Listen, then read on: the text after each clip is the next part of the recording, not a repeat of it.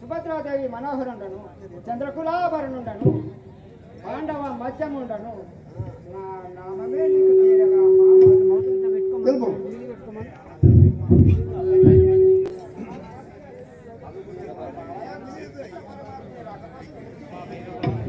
సాధించి ఒక పదము సిద్ధించదు. దేవతంలో మా తల్లి విజయ వద్ద కోటి నమస్కారములు ఆచరించి, అమ్మ నాకు ఒక ఫలము సిద్ధించినది పలకగా మా తల్లి అవి కుంతిదేవి ఐదుగురు అనుభవించాలని జీవించి అందుకు మేము ఆ ద్రౌపది దేవిని ఐదుగురు ఇలాంటి విలసంపుగా కాలం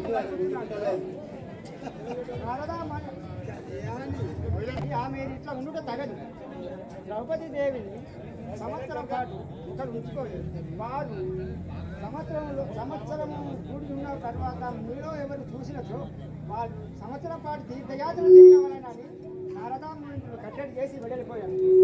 అంతలో ఒక బ్రాహ్మణుని ఆవులు చోరులు అపహరించకపోవచ్చుండగా వీటిని అందుకు ద్రౌపది దేవి ఆ అన్నకు ధర్మరాజు కూడుతున్న సేనాగృహంలోకి పోయింది.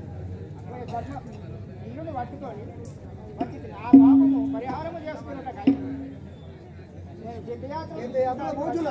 అందుకు మా బావయాలు శ్రీకృష్ణ పరమాత్ముడు రాక కోసం చేసేవాట.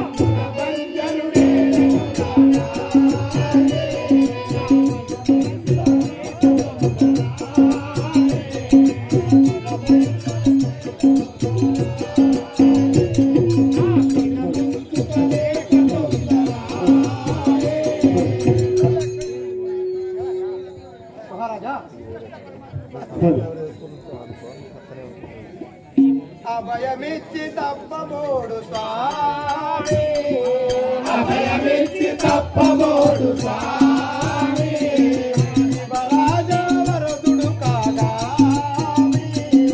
శివరాజా వరదుడు కాగా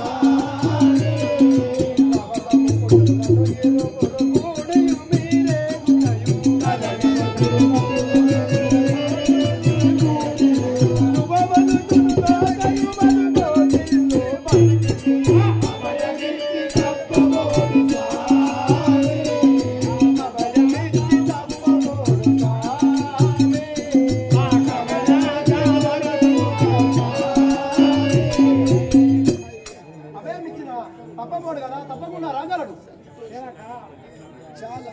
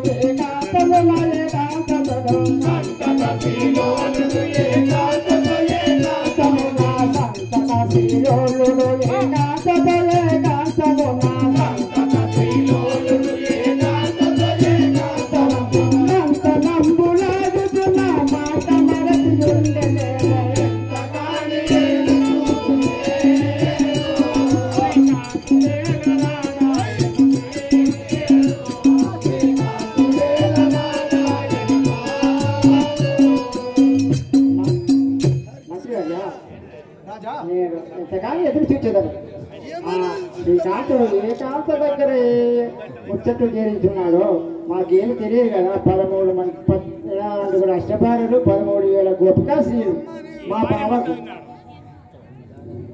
రాజా అలా అనుకుంటారా తొందరపడి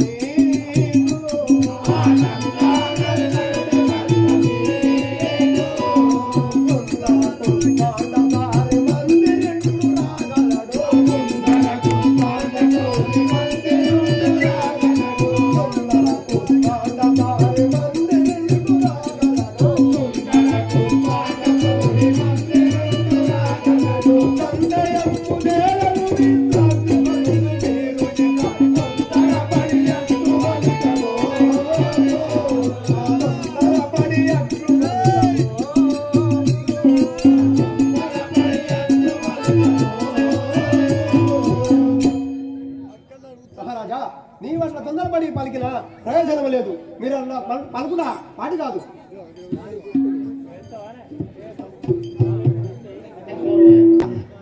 నీ లైట్ మూసుకునే నీ లైట్